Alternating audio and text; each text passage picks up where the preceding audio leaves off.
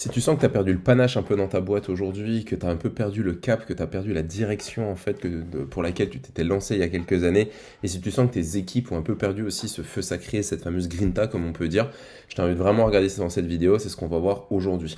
Si tu me connais pas, je suis Julien, avec mon collègue Kevin, on a créé le réseau Kraken, on accompagne des CEO, des dirigeants, des chefs d'entreprise qui font moins de 200 à 300 000 euros de chiffre d'affaires par an et qui ont des équipes à gérer leur surcharge mentale et à pouvoir impacter leur prise de décision en se libérant de leur stress et de pouvoir prendre des décisions dans leur entreprise qui soient impactantes et faire lever leur plafond de verre. Dans cette vidéo aujourd'hui, comme je te disais, on va travailler autour de la mission, autour de la vision justement, et je vais te donner des exercices concrets, des exercices pratiques que tu vas pouvoir faire tout seul de ton côté. Je vais t'en parler, je vais te les lister, tu pourras mettre la vidéo sur pause au fur et à mesure, et tu verras que ça va être très pratico-pratique encore une fois. Si tu as regardé certaines vidéos que tu peux retrouver du coup sur la chaîne ou autour de cette vidéo, tu as pu voir à quel point on va te donner des exercices concrets et pratico-pratiques pour pouvoir justement progresser et pour pouvoir faire progresser ton entreprise. J'ai un dicton, j'ai souvent un paradigme, enfin une phrase que j'utilise souvent, c'est avant de scaler ton business, avant de scaler ton entreprise, avant de vouloir faire croître ton entreprise, scale-toi toi-même. Ça veut dire quoi? Ça veut dire donc travaille sur toi, travaille justement sur tes freins, sur tes blocages inconscients ou invisibles pour pouvoir justement aller chercher plus de croissance dans ton entreprise. Aujourd'hui, je suis désolé de te le dire, t'as pas besoin de plus. T'as pas besoin de plus de stratégie dans laquelle tu es aujourd'hui. Si tu ressens des plafonds de verre, si tu ressens des blocages, si tu sens qu'il y a un grain de sable, un grain de sable, pardon, dans la machine qui fait que la machine, elle fonctionne pas correctement, t'as pas besoin de plus de techniques, t'as pas besoin de plus d'ads, t'as pas besoin de nouvelles stratégies en fait en vogue pour pouvoir obtenir plus de clients. T'as juste besoin en fait d'aller rendre visible l'invisible, de travailler sous la surface de la mer, sous la surface de l'iceberg, qui est donc la partie immergée de l'iceberg, pour faire péter ces freins-là. Dans une précédente vidéo, on est encore dans la thématique de la définition de son îlot trésor et vraiment de définir son cap. D'accord? On a vu dans une précédente vidéo un travail sur le système de priorité intrinsèque. On reverra dans une autre vidéo l'identité. À l'heure à laquelle je fais cette vidéo, on en a déjà parlé. Tu peux retrouver des notions sur la chaîne, mais on va rentrer bientôt en profondeur dans cette notion d'identité. Et aujourd'hui, on va vraiment en fait travailler sur la mission, sur la vision, toi en tant que chef d'entreprise, mais également pour ton entreprise. Les exercices que je vais te donner à faire aujourd'hui, si tu as envie de les faire, tu vas pouvoir les donner également aux personnes, aux managers qui sont avec toi, aux responsables des différents pôles, voire même aux salariés ou en tout cas aux collaborateurs avec qui tu travailles. Ça va leur permettre en fait de définir ce qui est important pour eux, de définir leur mission et leur vision au sein de l'entreprise et comment est-ce qu'ils peuvent apporter la pierre à l'édifice justement en direction de leur croissance personnelle mais également de la croissance de l'entreprise. C'est ce qui nous importe aujourd'hui. D'accord? Donc aujourd'hui, on va travailler sur trois points. Donc on va voir le côté mission, vision, et on va travailler sur 3 points. Premièrement, le premier cercle qui s'imbrique, c'est le why. Alors, on sort du cadre du développement personnel, attention. Le côté why, il faut un pourquoi puissant, etc. Oui, mais on va voir pratico-pratique, justement, pourquoi en fait on en arrive à ces questions-là. Pourquoi c'est important d'avoir un pourquoi c'est important d'avoir un why un peu puissant, mais surtout comment est-ce qu'on peut faire pour le définir concrètement. Et ça, c'est ça qui est hyper important.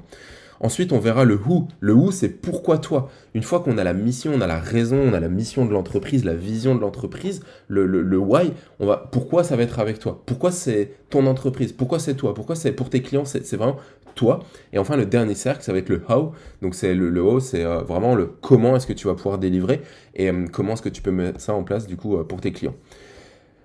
Pour définir le why, on va s'arrêter. Du coup, on va faire l'exercice en 2 parties, si tu veux bien. Le why, ce qui est hyper important, c'est aussi ce que je t'ai mis juste en dessous, c'est la raison d'être de ton entreprise.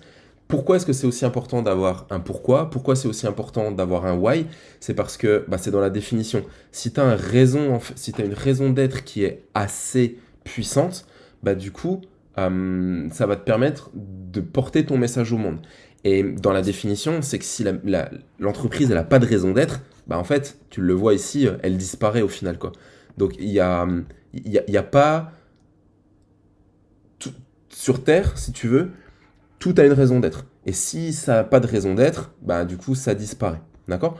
Donc du coup, bah, je suis désolé de te le dire, si ta boîte aujourd'hui, elle n'a pas une raison d'être, un why suffisamment important pour tes clients, bah, du coup, c'est ce qui va faire que tu vas perdre des clients au fur et à mesure du temps, et du coup, ta boîte, elle a plus de raison d'être. Et à partir de là, on verra ça juste après. Donc ce que je t'invite à faire, tu vas te poser, tu vas mettre la vidéo en pause de temps en temps, et pour définir le why, ce qu'on va faire, c'est que on va définir le pourquoi de ton entreprise. Pour ça, on va polariser les choses de manière vraiment pragmatique et vraiment, c'est vraiment voulu le travail qu'on va faire. Ça va créer en fait une distorsion et ça va vraiment créer une polarité entre les deux.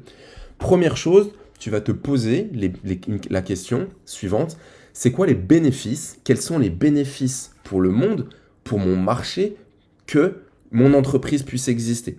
Et pour ça, tu peux te poser la question, ok, aujourd'hui à l'heure où je tourne la vidéo, on est en 2025, je suis en 2050, ok, ça a été quoi les bénéfices dans 50 ans pour le monde que mon entreprise elle ait existé? Qu'est-ce que ça a apporté? Et ça va voir ça dans tous les domaines de la vie. Ça peut être pour les clients, ça peut être pour toi, ça peut être pour les collaborateurs, ça peut être pour les salariés, ça peut être pour la société en général. La problématique que ton entreprise résout, du coup, pose-toi les questions. Ça a été quoi les bénéfices concrets, réels, factuels pour le monde que mon entreprise puisse exister? Et là, tu vas pas t'arrêter à 5, je t'ai mis des points comme ça, mais tu vas pas t'arrêter à 5, 10, 15 points. Tu vas les lister 10, 20, 30, 40, 50. Si tu es inspiré, tu montes jusqu'à 100. Tu te fais une grosse liste de bénéfices pour le monde que ton entreprise existe. Ok? Mets la vidéo en pause. Je t'invite vraiment à le faire. Prends pas l'exercice à la légère. Tu verras que tu vas y voir beaucoup plus clair et surtout, ça va te focus vraiment sur ta raison d'être. D'accord? Sur la raison d'être de ton entreprise. Deuxièmement, tu vas te poser la question, ok, si finalement mon entreprise, elle n'avait pas existé, ça serait quoi tout à l'exact opposé, tous les inconvénients pour le monde que mon entreprise, elle n'existe pas? Et là, la première colonne que tu avais fait sur les bénéfices, ici, tu la caches, d'accord? Et ensuite, tu fais l'exercice, les inconvénients pour le monde que mon entreprise n'existe pas ou que du coup, on est dans 50 ans, ça aurait été quoi tous les inconvénients que mon entreprise, finalement, ça n'avait pas existé pour le monde? Ça peut être pour ma famille, pour le monde en général, enfin vraiment dans tous les aspects de la vie. Essaie de ne pas prendre l'exact opposé en fait des bénéfices, d'accord? D'avoir vraiment des notions différentes. Et pareil, tu vas lister 10, 20, 30, 40, 50, 60, 100 inconvénients. Et à partir de là, tu vas avoir vraiment un espèce de pattern. Et je t'invite vraiment à retirer les 5 plus gros derrière. C'est quoi les 5 bénéfices principaux, les 5 inconvénients principaux que tu pourras retirer de cette liste. Et à partir de là, tu verras que tu auras une raison forte, tu auras une raison d'être de ton entreprise qui sera hyper béton. D'accord? Pourquoi est-ce qu'on fait cet exercice? Le but de cet exercice, c'est que si tu n'as pas une raison d'être qui est suffisamment importante, si tu n'as pas un why qui est suffisamment fort, si la mission, elle n'est pas suffisamment grande, alors tu n'auras pas assez d'énergie pour affronter tes peurs. Et ce qui va se passer dans le développement de ton entreprise, c'est que finalement, si ta vision, elle n'est pas calibrée, si ton espace mental n'est pas calibré sur une vision et sur une raison d'être suffisamment forte, et ben du coup, tu vas occuper finalement ton temps par des peurs. Donc tes peurs vont prendre la place finalement de cette vision. D'accord? Si tu as une vision suffisamment grande, suffisamment béton, il n'y a plus de place en fait pour les peurs, il n'y a plus de place pour l'incohérence, il n'y a plus de place pour tout ça. Et donc ce qui se passe dans ces états-là, on le voit avec les chefs d'entreprise qu'on accompagne, c'est dès lors qu'on redéfinit la mission, la vision et que la mission de l'entreprise, elle est vraiment calée sur cette vision et donc le cap, il est clair, et ben du coup, ils ont de l'énergie en fait pour faire ça. Ils sont naturellement alignés en plus avec la vidéo que tu pourras retrouver, je te la remets dans les fiches, sur le système de priorité intrinsèque. Une fois que tu es aligné à ton propre système de priorité intrinsèque, une fois que tu as une mission d'entreprise qui est suffisamment forte, et on le verra ensuite pourquoi est-ce que c'est avec toi que ça doit se faire, en fait, tu n'as plus d'espace mental qui peut être occupé par autre chose. Et donc, tu as focus ton énergie là-dessus. D'accord? Et donc, du coup, tu vas et ça, on le retrouve dans la vidéo sur l'identité. Dans la vie aujourd'hui, tu auras toujours des challenges. Ça, on va le comprendre en t'expliquant la notion d'identité. Et du coup, ce qui est trop cool, c'est que à partir de là, en fait, tu vas choisir les challenges qui vont t'inspirer. Et tu vas pas te faire prendre ta place, t'occuper par des challenges qui t'inspirent pas. Et c'est ça le risque au final. C'est qu'aujourd'hui, si tu as des difficultés à prendre des décisions dans ta boîte, si tu as des difficultés à peut-être licencier quelqu'un, on pourra te donner un exercice concret à partir de là pour ne plus avoir de charge émotionnelle par rapport à ça. Si tu sens que tu as un espèce de plafond de verre, c'est pareil. Tu n'as pas de choses supplémentaires à faire en fait, à implémenter. Tu as juste à redéfinir ça, juste à incarner, enfin à redéfinir le cap de ton entreprise et ensuite à l'incarner comme on peut le voir dans les différentes vidéos. Ok? Donc je t'invite vraiment à te poser, mettre la vidéo en pause. Là, on travaille sur le why et c'est vraiment hyper important. Va lister les bénéfices pour le monde pour que ton entreprise elle existe et ensuite les inconvénients pour le monde que ton entreprise n'existe pas. Ok? Cette fois-ci, on va faire le même exercice mais sur le who. Sur le who, cette fois-ci, c'est pourquoi est-ce que c'est avec toi. Donc pareil, même système, va lister les bénéfices pour tes clients cette fois-ci, que ce soit avec toi, avec ton entreprise, vraiment, ou entre guillemets, toi en tant que dirigeant d'entreprise. Ça peut être tes salariés, ça peut être tes collaborateurs, pourquoi est-ce que c'est important que ça se fasse avec toi, d'accord? Donc pareil, les bénéfices pour tes clients, que ce soit avec toi, et ensuite les inconvénients pour tes clients, que ce soit avec un de tes concurrents. Vois un de tes concurrents, vois-en, essaie d'en chercher 2 ou 3 dans ta thématique, vois ce qu'ils font, et selon tes perceptions à toi, quels sont en fait finalement les inconvénients pour tes clients qu'ils le fassent avec un de tes concurrents plutôt qu'ils le fassent avec toi. Ok? On va naturellement polariser les choses. Si tu connais, si tu connais en fait le travail de Russell Brunson dans Expert Secret ou même dans Dotcom Secret, c'est cette notion en fait, le fait de polariser les choses, ça va te permettre finalement derrière comment est-ce que tu vas faire les choses, c'est ta méthode, mais surtout c'est ce qui va te permettre de différencier en fait par rapport en fait à tes concurrents. Et à partir de là, ça va te permettre de prendre les gens, ils sont dans une situation A et de les emmener à une situation B.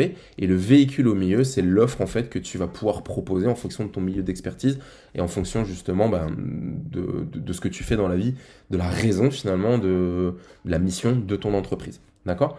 Et donc après, ce qui est génial avec ce travail-là, c'est qu'une fois que tu as bien polarisé les choses et que tu peux avoir un discours qui va être très clivant finalement, parce que tu ne seras pas là pour attirer toutes les personnes, on s'en fiche. Tu es là pour attirer les personnes qui veulent matcher avec toi et tu es là pour attirer les personnes finalement qui se reconnaissent dans ton discours et qui veulent vraiment avancer. Moi, si je te fais cette vidéo aujourd'hui, c'est pas pour plaire à tout le monde. On ne peut pas aider des entrepreneurs qui ont un niveau trop peu avancé, j'ai envie de dire. Et après, le discours qu'on a, soit tu te reconnais dedans, soit tu te reconnais pas dedans. Si tu te reconnais pas dedans et que ça t'apporte quand même de la valeur, c'est génial et franchement, on a fait notre mission.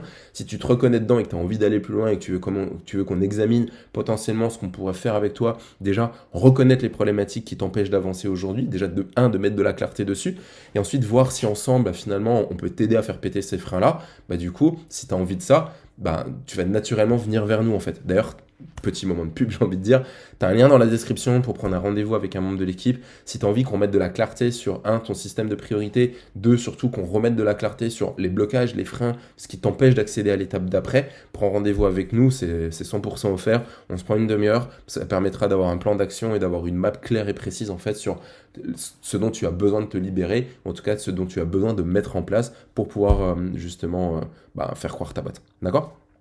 Et donc dans les ouvrages de Brunson, ce qui est hyper important, et on les retrouve en termes de marketing si tu connais ça, c'est d'avoir un petit peu un ennemi commun. L'ennemi commun, ça va être ensuite ce qui va se placer au milieu en fait de ton véhicule, quoi, d'accord? Tu as vu les bénéfices pour les clients que ce soit avec toi, tu vois les inconvénients avec ton concurrent, tu as l'offre qui est au milieu, en quoi c'est important du coup de communiquer là-dessus, et surtout ça va te permettre d'être clivant et d'être polarisé par rapport finalement à un ennemi commun.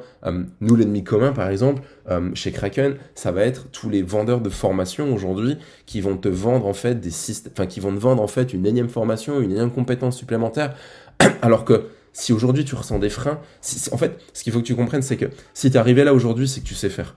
Peut-être que oui, il y a des choses à optimiser. Sûrement, clairement, c'est sûr et certain. Mais je te garantis qu'avec les centaines d'entrepreneurs qu'on a accompagnés aujourd'hui, la priorité, si tu te poses ces questions-là, clairement, c'est que tu n'es pas au bon endroit. Si tu te poses les questions que peut-être c'est des stratégies, peut-être faut mettre plus d'ads, peut-être c'est ça, c'est qu'en fait, clairement, tu n'es pas au bon endroit. Si tu te poses les questions, c'est que déjà, en fait, tu as la réponse. Sinon, tu ne te poserais même pas la question.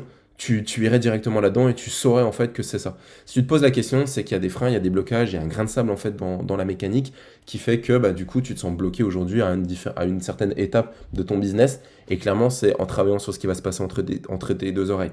Pour libérer ta charge mentale, pour être capable de prendre des décisions impactantes et pour être surtout capable de déconnecter de sortir en fait de l'opérationnel, de déconnecter en fait de ton travail pour retrouver aussi un équilibre entre ta vie perso et ta vie pro pour pouvoir rester aligné à ton système de priorité intrinsèque en lien avec ton identité et qui tu es vraiment. Voilà. Si cette vidéo t'a plu, je t'invite à lâcher un petit like, ça fait toujours plaisir. Pense à t'abonner, on va te faire des vidéos comme ça, on va t'en faire 2 par semaine. Donc une vidéo est faite par moi, Julien, et l'autre vidéo sera faite par Kevin. On va décortiquer tout le système. Donc tu vois, moi j'ai déjà pas mal travaillé sur la grosse map. Tu peux retrouver tout le système en fait dans une vidéo autour de là. Les 3 piliers d'un accompagnement chez nous, c'est 1, d'incarner en fait, de redéfinir en fait son cap. 2, de libérer ses kraken. 3, ça va être de redéfinir finalement son équipage et son bateau et son équipage. Parce que du coup, une fois que tu as changé l'identité, il faut incarner cette identité et la faire incarner aux gens autour de toi. Si tu veux, on peut aller beaucoup plus vite à t'aider à faire ça. Donc, tu trouveras un lien dans la description si tu veux qu'on bosse ensemble. Sur ce, je te dis à une prochaine vidéo et merci d'être resté jusqu'au bout. Ciao, bye.